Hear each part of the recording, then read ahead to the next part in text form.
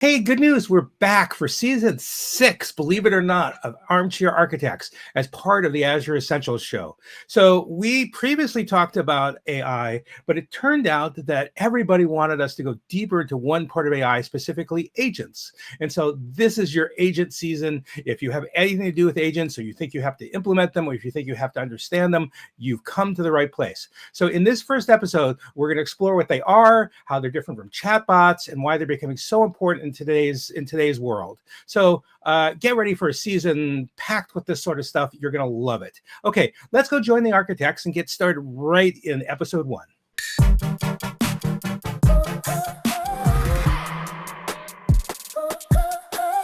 Uli and Eric, I am so happy to see you again for yet another season. And I don't know about you, this AI thing, it's like standing on the planet Earth, but still whizzing at thousands of miles per hour. And things are just going by so fast that we're now back into AI land, this time with an aspect of AI land for this season about agents, because that's the thing that has come right at us. And so my favorite thing about the first episode of every season is that we get to level set.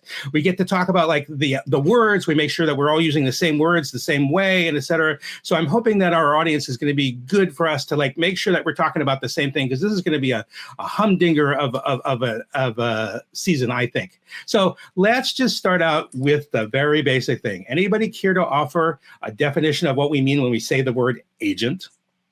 First of all, my friend David, it's great to see you too. Eric, good to see you as always. And I think you were about to take a deep breath and tell us what an agent is. Yeah, I like the cadence. It's good to see you two again. Happy to be here for the season 6, I think it is. So this is terrific. And I like the cadence. I'll try to go first, and then Uli, you can bring us back down to earth, and then we'll proceed from there. So the way I think about an agent is that it's a digital actor. It is a system of intelligence that can perceive its environment. It can understand goals. It can reason, and it works towards those goals. So at a high level, that's really what many people in the industry are thinking about in terms of what an agent is and what makes it different than just a regular deterministic rules-based program that evaluates if, then, and else statements, which is very similar to what AI is. It's stochastic in nature, but it's leveraging that ubiquity, that those LLMs, large and small language models, to reason with goals in mind. And it can perceive and it can remember things. Yeah, I would add to your definition, which I like, Eric, because ultimately it's a goal-seeking environment. It gets an objective that it has to meet, and it doesn't get told how to meet that objective upfront. I think that's the summary of what I heard you say, Eric. But I would add to this, and this is where the word agent really comes from.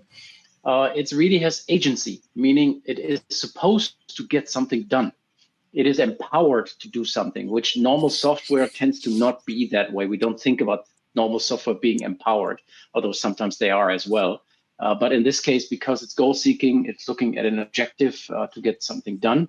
I look at it as it does have agency that you infer or confer over to that software piece, which is AI-based.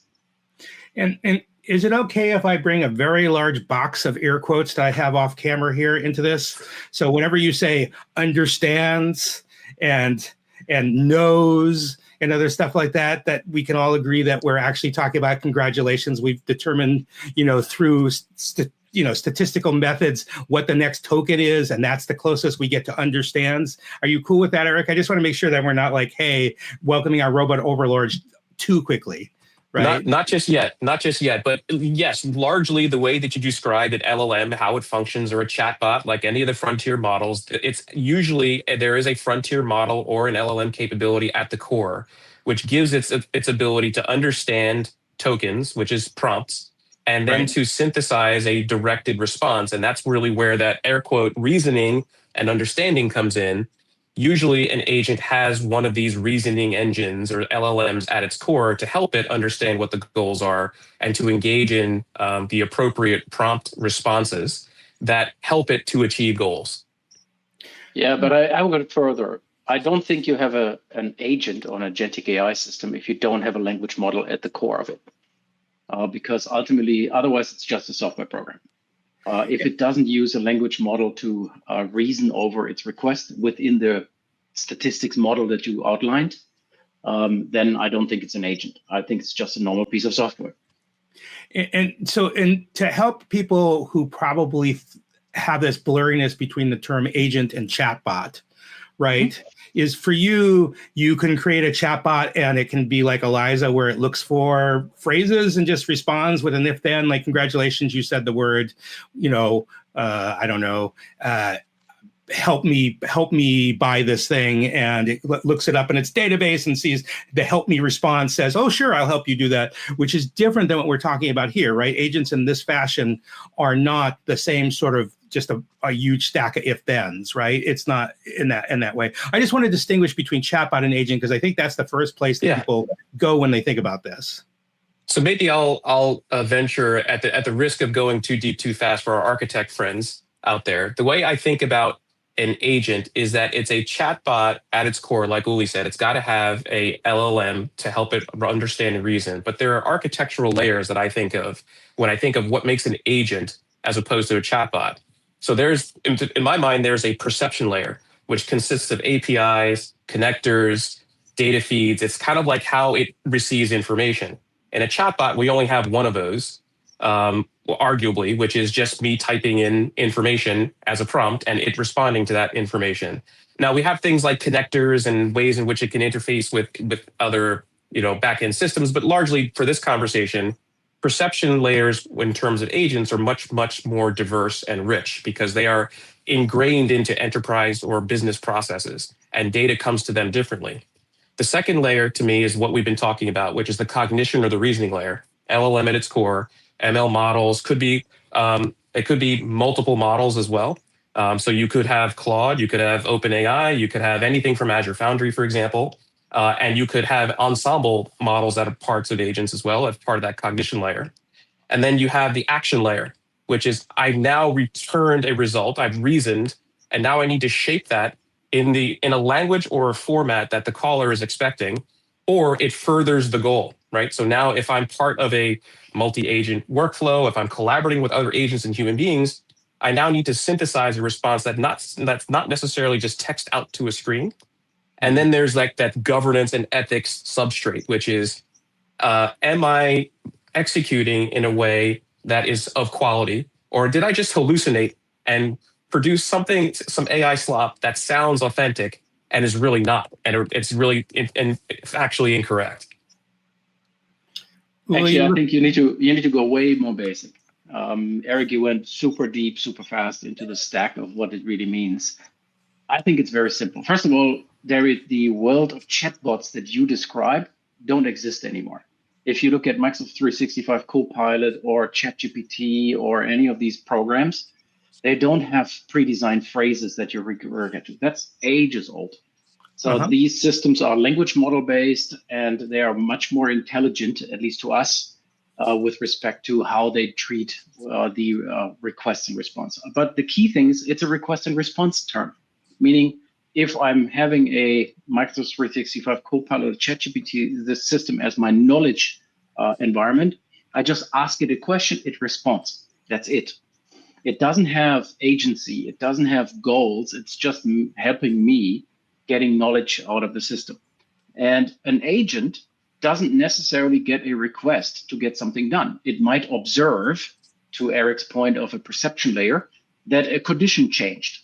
Let's say you are an agent that monitors a factory floor and you see that a condition has changed. You act autonomously, in the extreme case, on this condition change. And based upon the condition change and your knowledge of what you know, as a software agent, you effectively will say, okay, these are the actions I need to take. I need to go and shut down the machine, shut down the production floor, set a red light in the factory, and then send a note to the supervisor called Eric, right? And that's kind of the way agents work. And it's really more about the agent can be triggered by human interaction, can be triggered by environment interaction, or can be triggered by changes in clock speed or whatever it might be, whereas the agent then executes. A chatbot, even a ChatGPT or other system, in general, only responds to requests that you give it.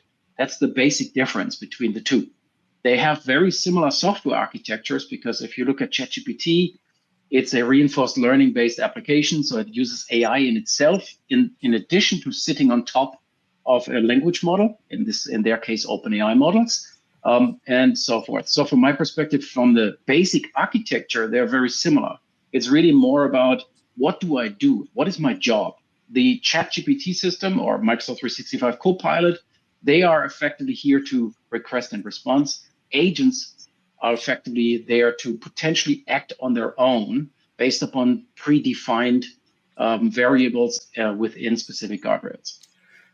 So I have a parsing question for you about this. So when I think about this, I think less of factory floors and more like, congratulations, I'm running a system that I have to monitor and I have some sort of observability and it behaves anonymously.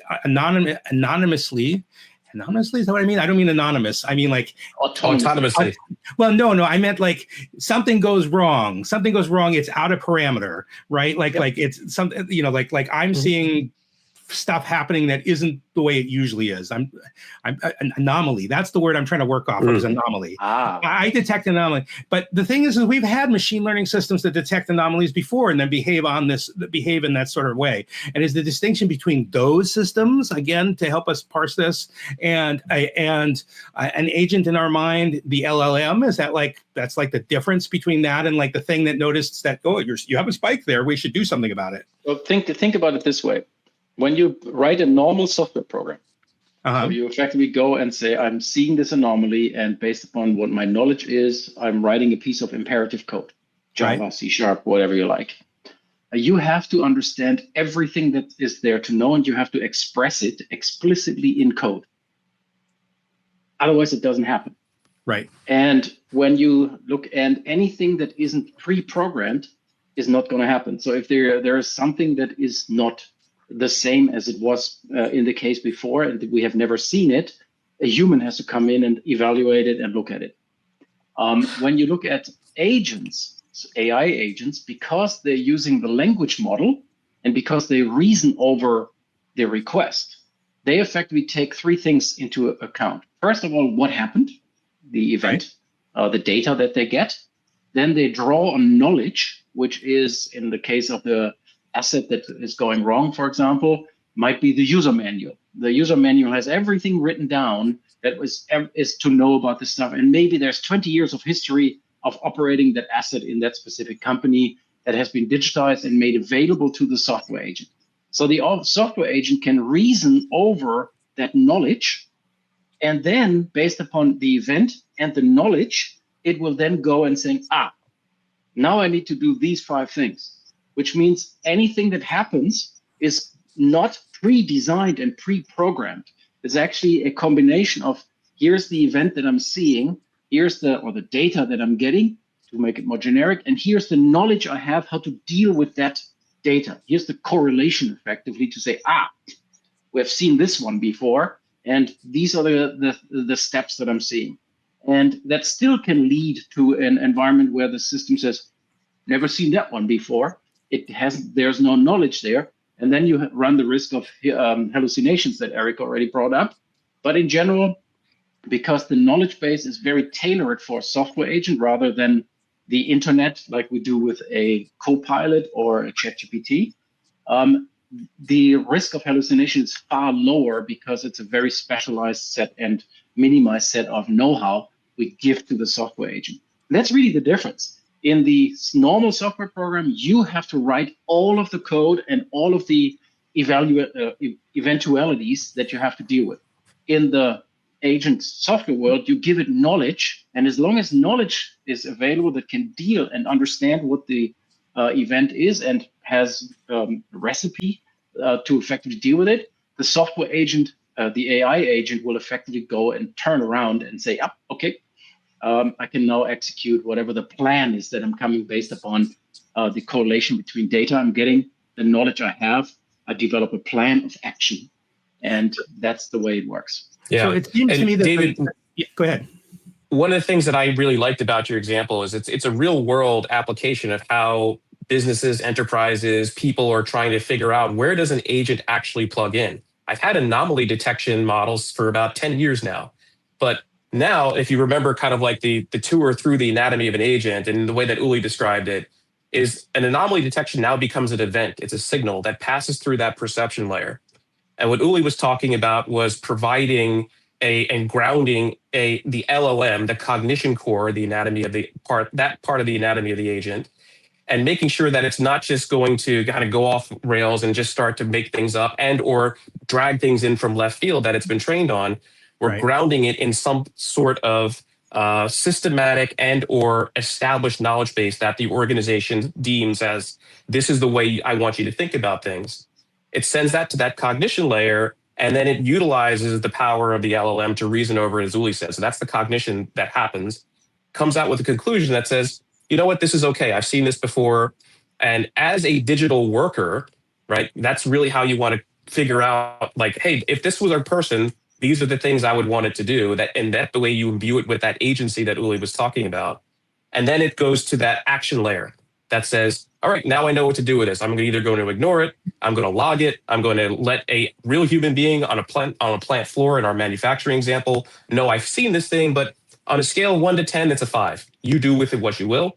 Or maybe I actually then call another agent who is more skilled and qualified and scoped to deal with an ambiguous anomaly.